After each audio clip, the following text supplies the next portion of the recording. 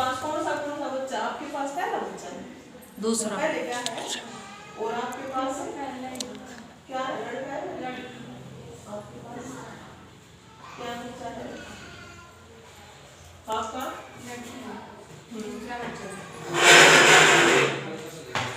पहले तो सबसे पहली बात तो देखो, चाहे लड़का हो चाहे लड़की हो, एक समान होते हैं, है ना। समान पालन पोषण और उसका ध्यान अगर रखेंगे ना हम, तो बच्चा बीमार नहीं होगा, फिर हमें डॉक्टर के पास आने की भी जरूरत नहीं पड़ेगी अगर हम ध्यान रखेंगे तो। किन बातों का? जैसे अभी ये छोटा बच्चा है, आप दूध पिलाओगे इसको तो साफ हाथों से दूध पिलाएं हमेशा। जो भी बच्चे को ले उसको खांसी जुकाम या बीमार ना हो, और आप बच्चे को दूध पिलाएं तो हाथ साफ करके और साफ कपड़ा अपने पास छोटा रखें, जिससे आप बगल को साफ करके ब्रेस्ट को उसको पिलाएं। दूध पिलाते समय ध्यान रखें कि एक छाती का दूध पूरा पिलाना होता है। मान लो बच्चा बीच में सो जाता है तो जब बाद में उठे ना, तो उसी छाती का दूध, जो पीछे का गाढ़ा दूध होता है, ये सभी सुनना ये आप सारे, है ना। पीछे का जो गाढ़ा दूध होता है ना, वो बहुत जरूरी होता है, बच्चे का वेट गेन होता है उससे। जैसे लस्सी को हम गिलास में रख देते हैं और ऊपर पानी आ जाए, नीचे गाढ़ा जम जाए ना, तो इसी प्रकार हमारी छाती का जो दूध होता है और बच्चा सो जाता है बीच में, और फिर डकार जरूर दिलवाएं।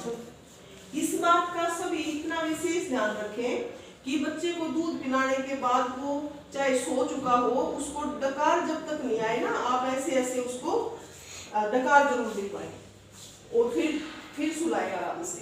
फिर जब उठे तो उसी छाती का, अगर पूरा दूध नहीं उसने वो खाली नहीं हुई है तो वही पहले पिलाएं, बाद में फिर दूसरी छाती का। ये तो सबसे पहली बात दूध पिलाते हुए ध्यान रखना। दूसरा, 6 महीने तक केवल आपको अपना ही दूध पिलाना है, ऊपर का कुछ भी नहीं। कोई प्रकृति ने, है ना, ऐसा बना रखा है कि दूध सबको उतरता है, माँ को ये दे रखा है। वो ये हो जाता है कि कई बार हम या तो अस्वस्थ हो या खुश ना हो तो दूध ना उतरे, तो आप पूरी डाइट लो, पूरा खाओ, पूरा दूध उतरेगा। बार बार प्रयास करो, रात को भी बच्चे को उठा के दूध पिलाओ और डकार दिलवा के सुलाओ। ऐसे करोगे तो पूरा दूध आपका उतरेगा और बच्चे का पेट भरेगा। इसका क्या है कि वो 5-6 बार बाथरूम करेगा बच्चा। इससे पता लगता है कि बच्चे का पेट भर रहा है आपके दूध से। कोशिश करो, इतना सफाई का ध्यान रखो, इतना अपना दूध पिलाओ कि वो बीमार ना हो। अगर 6 महीने तक बच्चा बीमार ना हुआ ना, और ऊपर का हमें कुछ भी ना देना पड़े, दवाई भी ना देनी पड़े, तो उसका जो दिमाग है वो बहुत तेज होगा बच्चे का। और हम सभी चाहते हैं माए कि हमारा बच्चा इंटेलिजेंट हो, है ना। ये नहीं चाहते ना कि वो कमजोर हो दिमाग से। तो कोशिश करो कि वो बीमार ना हो, डॉक्टर के पास भी ना, दवाई की भी जरूरत ना पड़े, हमें ऊपर का कुछ भी ना देना पड़े, दवाई भी नहीं, तो उसका बहुत तेज दिमाग होगा। ये आप विचार के देखना। तो ये सारी बातें ध्यान रखना। आशा वर्कर आपके सभी के घर आएगी, हर 7वें दिन का उनका विजिट होता है। इसका वजन करेगी, इसका तापमान देखेगी, और आपको सारी, अगर इसको कोई भी दिक्कत हो तो उनसे संपर्क रखो अपनी आशा वर्कर से, है ना। और ANM बहन भी है आपके वहाँ, आशा वर्कर को आप बता दोगे कोई भी दिक्कत हो तो वो आपका एम्बुलेंस फ्री होती है बच्चे के लिए। 42 दिन तक माँ और बच्चे दोनों के लिए फ्री होती है, और 1 साल तक बच्चे के लिए फ्री एम्बुलेंस सेवा देती है सरकार। अगर आपको भी यहाँ दिखाना भी पड़े तो आप उनको बता दें, वो यहाँ आपको लेके आएंगे। और इन बातों का ध्यान रखें, बाकी आपको वो सब समझाती रहेंगी। और माँ के दूध का विशेष ध्यान रखें। अपनी डाइट का आप खूब खाओ पियो, किसी चीज का कोई परहेज नहीं।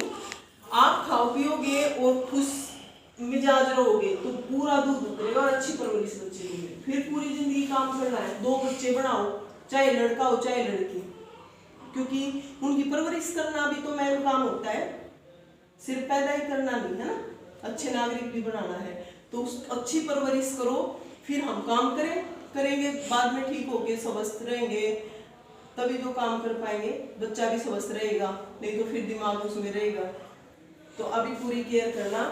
उम्मीद करती हूँ कि आप पूरा ध्यान दोगे इन बातों का, है ना।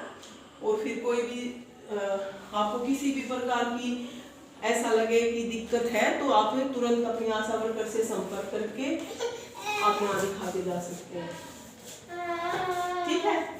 और खुश रहना आपको जरूरी है, खुश रहना आपको बिल्कुल भी बीमार से नहीं होके रहना होता। अभी चलो डिलीवरी है, उसके बाद भी आप जैसे नाखून है ना अपने सभी माएँ नाखून काट के और जो भी केयर बच्चे की करे, इसके नीचे बहुत मैल जम जाता है जो बीमारी का कारण बन जाता है। और ये अंगूठी वगैरह ज्यादा ना पहने, सफाई नहीं हो पाती, ये चूड़ियों में ज्यादा मैल होता है, बच्चे की केयर करते हैं फिर नीचे हाथों में आ जाता है वो।